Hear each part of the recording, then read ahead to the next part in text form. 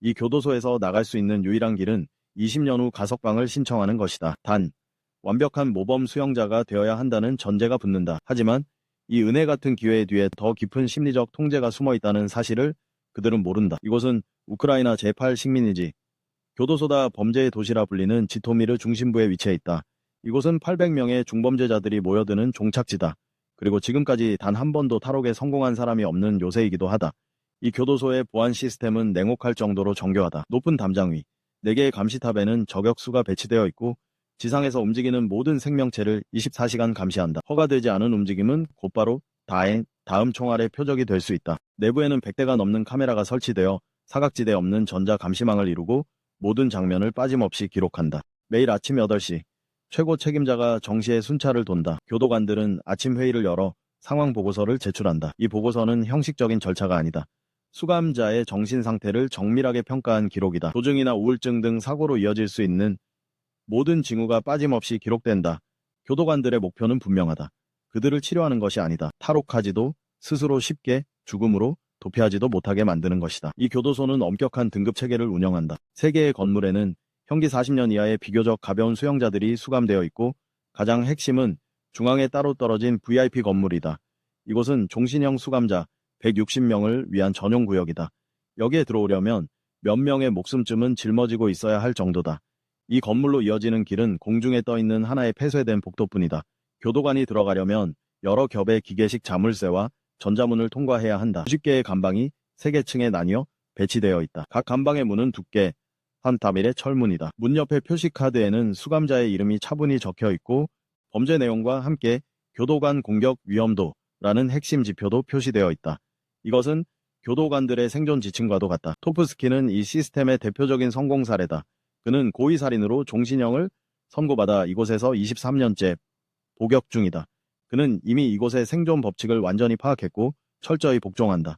그는 수감자들 사이에서 모범수로 불리며 한 번도 문제를 일으키지 않았다. 그 보상으로 교도소는 그에게 12제곱미터짜리 독방을 제공했고 TV까지 갖춰주었으며 심지어 고양이 한 마리를 기르는 것도 허락했다. 그는 언젠가 이 고양이와 함께 자유를 되찾을 날을 꿈꿔본다. 교도소는 그에게 일자리도 제공했다. 공로를 쌓아 형기를 줄일 수 있다는 희망이었다. 이 상태를 계속 유지한다면 20년 후 가석방을 신청할 자격이 주어진다. 하지만 그 희망의 대가는 극단적인 감시다. 그가 목공 작업장으로 이동해 일할 때는 교도관 3명과 경찰견 1마리가 전 과정을 호송한다. 두 손을 등 뒤로 묶은 채 몸수색을 받는 것. 이것이 매일 반복되는 의식이다. 그와 다른 우등 수감자 5명은 작업장에서 기본적인 조각칼을 이용해 나무를 깎는다. 주 5일, 하루 8시간의 노동이다. 이 일로 한 달에 최대 30유로까지 벌 수 있다. 돈은 중요하지 않다. 중요한 것은 잠시나마 감방에 폐쇄된 공간에서 벗어날 수 있다는 점이다. 그에 비해 협조하지 않는 다른 수감자들은 모든 것이 박탈된다. 그들은 하루 24시간 감방에 갇혀 지낸다. 유일한 오락은 원시적인 거래 방식을 만들어내는 것이다. 줄에 작은 꾸러미를 매달아 창문 사이로 생활용품과 담배를 주고받는다. 교도관들도 이를 잘 알고 있지만 묵인한다. 그들이 자비로워서가 아니다. 지나친 통제가 수감자들의 자살을 부르고 결국 자신들의 업무에 문제를 만들 수 있기 때문이다. 하지만 이러전 무기는 언제든 깨질 수 있다. 불식 업무니 아무 예고 없이 들이닥친다. 수감자들은 벽을 향해 서도록 명령받는다. 금속 탐지기가 몸 전체를 훑는다. 방의 모든 구석, 매트리스와 병이, 책까지 모조리 뒤집혀 그들이 힘들게 만들어 놓은 작은 질서마저 무너진다. 주방. 이곳 역시 우등 수감자들에게만 허용된 특권 구역이다. 여기서는 식칼도 엄격하게 관리된다. 그들은 교도소 전체의 식사를 준비한다. 영양 전문가가 짠 식단에 따라 수감자 1인당 하루 식비는 1유로다. 그날 점심 메뉴는 생선 수프와 빵이었다. 교도소장은 시식 후 훌륭한 맛이라 치켜 세웠지만 카메라 앞에 놓인 그 유백색 국물은 정확한 칼로리 계산 끝에 나온 인도적 사료에 더 가까워 보였다. 교도관들은 음식을 보온 용기에 담아 감방문에 난 작은 창구를 통해 수감자들에게 나눠준다. 밤 10시, 소등종이 정확히 울린다.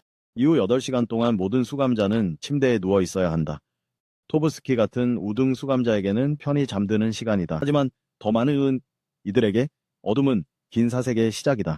희망과 절망이 뒤엉켜 만들어진 이 심리적 미로 속에서 벽은 그저 첫 번째 속박에 불과하다. 진짜 감옥은 남은 인생을 희박한 기회 하나와 맞바꾸게 만드는 바로 그 시스템이다.